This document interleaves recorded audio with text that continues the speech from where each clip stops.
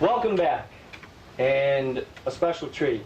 I always take great pride in being able to introduce the individuals we have with us as guests on the Martial Arts Today show, and today we have with us Mr. Larry Hartsell, and it's a pleasure having you with us today. Yeah, you've done a great deal in the area of the martial arts. You know, you've covered a lot of areas, but let's go back to the beginning. How'd you get started? I actually got started when I was 15 years old in judo. So you started in judo? Yeah, I won my black and took 5 years as Shodan. And in 1961, at that time I had a football scholarship, and I met a Korean foreign exchange student, sort of got me into karate, the aspects of the Korean forms of fighting. And at that time, we only had 2 books out on karate. The one was by Hidetaka Nishiyama, one by Ed Parker. And the third one actually was Masuta Tsuyoyama, Kaioshinkai. And I started reading that, and I was fascinated by the mental discipline. Yep. And so the college I was playing at dropped the football program, so there went my football scholarship. Oh, jeez. And I decided to come out to California and just explore various different degrees of martial arts, and my first instructor was Hidetaka Nishiyama at UCLA at that time, 1961. And then I met Ed Parker and Dan Inosanto, and I've been with Dan basically. So right now, what school are you working with now? Because you're involved with the school, actually helping as an instructor, aren't you? Yes, I'm with the Inosanto Academy in Marina Del Rey. In Del Rey, right I'm on now. the staff. All right, that's great.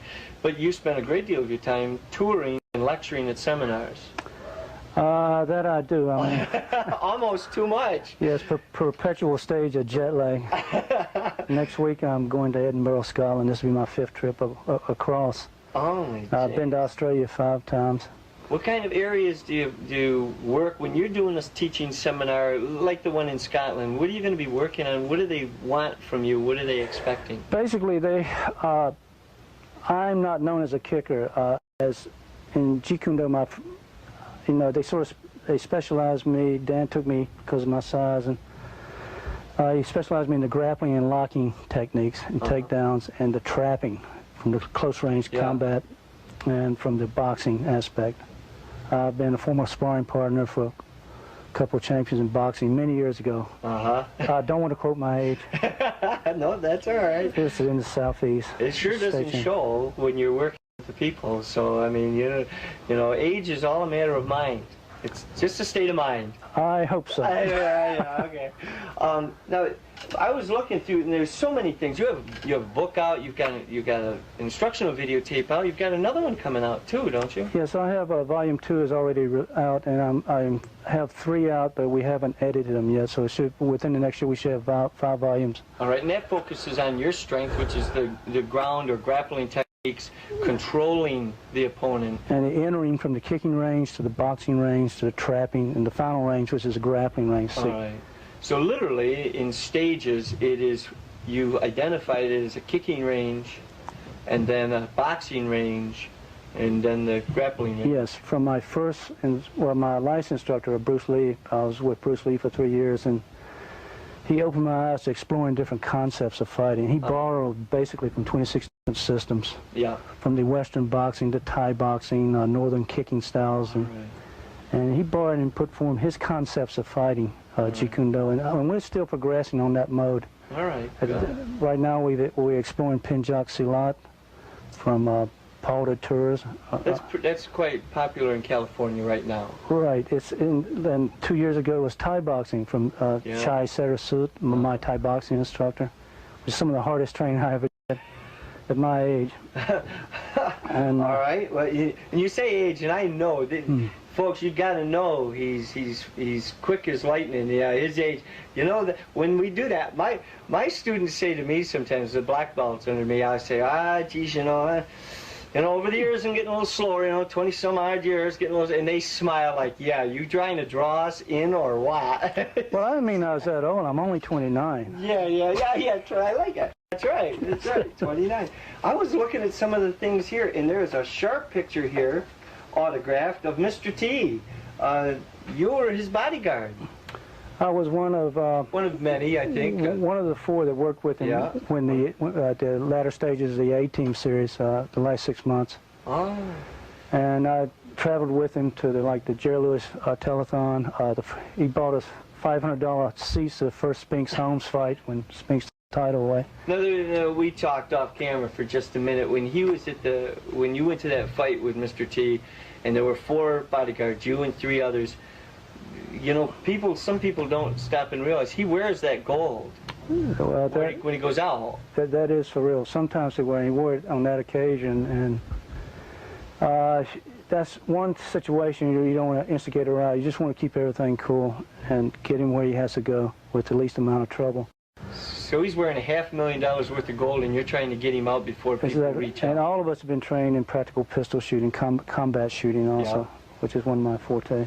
And I've worked for different people. I've worked for wealthy Arabs and Israelis as personal bodyguards in Beverly Hills. And the pay is good, but I'm glad my seminars have picked up, and a lot of different things coming around where. Why? Now, being a bodyguard gets you to use your skills for an individual. Why are the seminars more rewarding to you?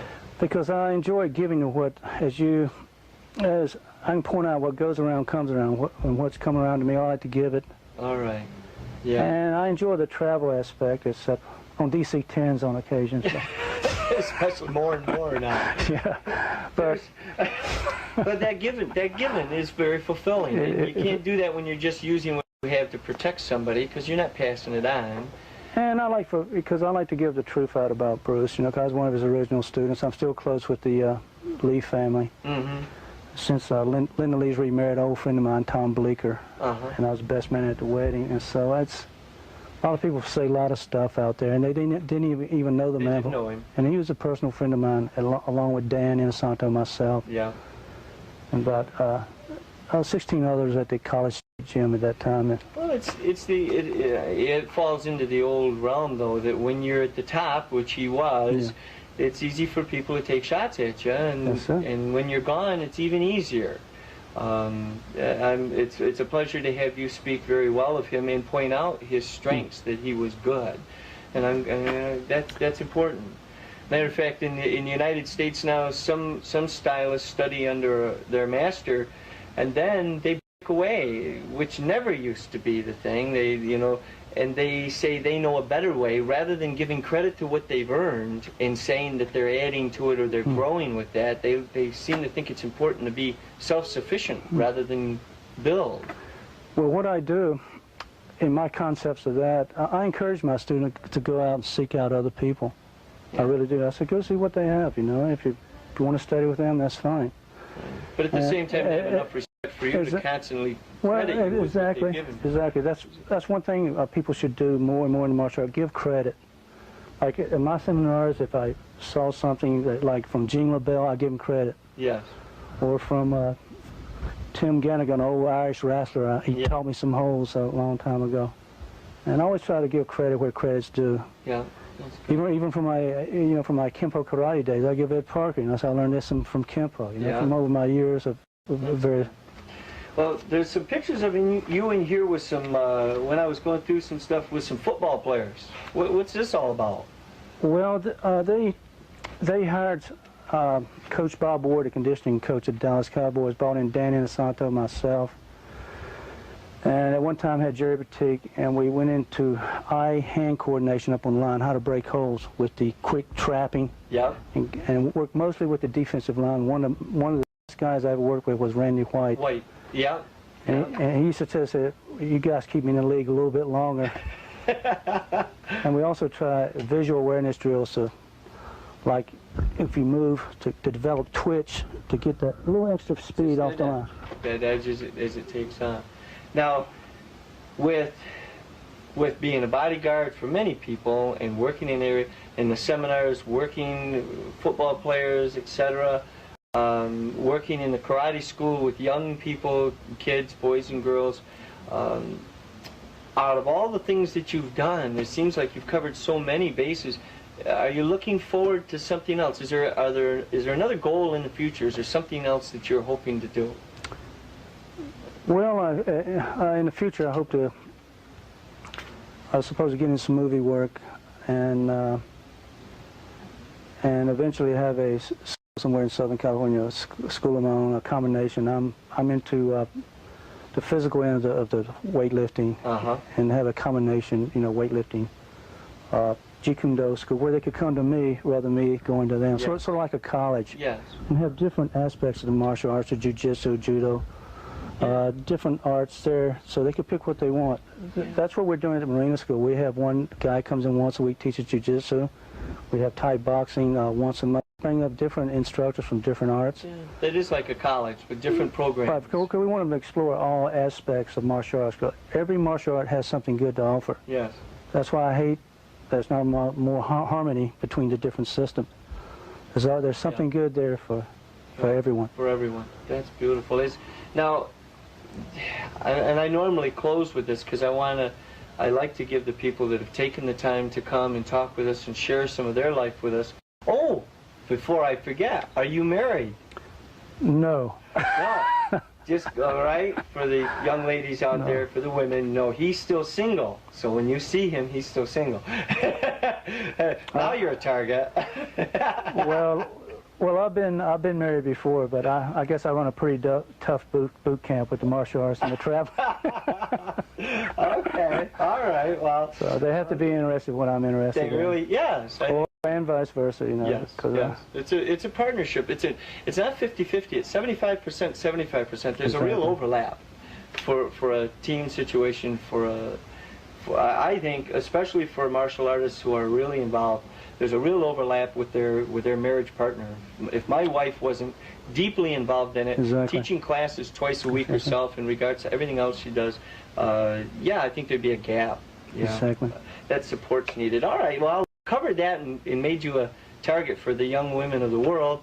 Yeah, as I embarrass him. For the young ladies and gentlemen, for the boys and girls, we have so many that watch the show, and they grow every season. We have more and more. Is there something that you'd like to share with them? Yes, well, I'll quote something my SiFu, Bruce, told me, having no limitation as limitation, and to be truthful to yourself, because no two individuals think the same or move the same or built the same. So you should try to find the martial art that works for you. All right. And explore. All right. Don't be taken in by one system. Explore before you choose one. Yeah. Go in and watch a class. Exactly. I say that like there are still some schools that won't let you watch a class till you sign a contract, but you should watch a class. Exactly. All right. I agree, and I think that's a very good policy. I'd like to thank you very much for spending time with us on the Martial Arts Today show. Relax. I'm going to chat with you before you get out of here. Now, Mr. Hartsell has done teaching seminars all over the world. We have some footage from one of his teaching seminars. Here, Larry Hartsell showing some of those boxing skills combined with the martial arts skills. Working with the students, the participants of this teaching seminar, he showed, just as he spoke with us, his love of sharing the knowledge with other people. There, an individual, some may recognize that's Vicki Donovan of the Bailey's Karate School, working out in this teaching seminar by Larry Hartsell. Throughout the room, there was an energy. He kept a pattern and a pace, not only for the body, but in training the mind. It was truly a pleasure. We're going to watch a little of this, and then we're going to go to a short commercial break, and then we're going to be back with more on Martial Arts Today. Shoulder stop. Trap here. Right there, trap the arm. This sandwiches the head. Then we can sector here. So we sector the foot. And then motion. So let's make it real simple. 1, 2, 3. Alright? How are we doing? So again, you hit here, trap here, and then kick. Here.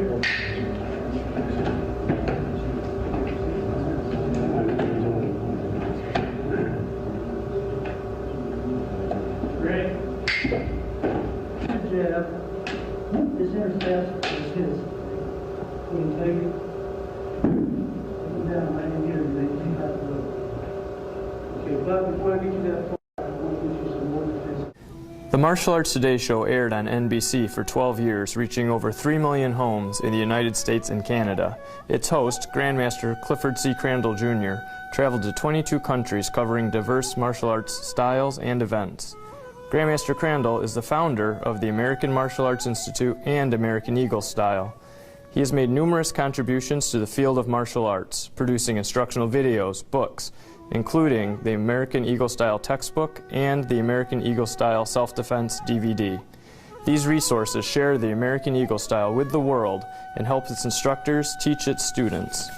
In addition to traveling around the world as host of the Martial Arts Today show, Grandmaster Crandall has led several martial arts teams on international cultural exchange tours. In 1994, he coached and led the first American martial arts team to perform by government invitation for the People's Republic of China. The team carried letters from President Clinton, Vice President Gore, and numerous senators and congressmen. The presidential letter was read before each performance.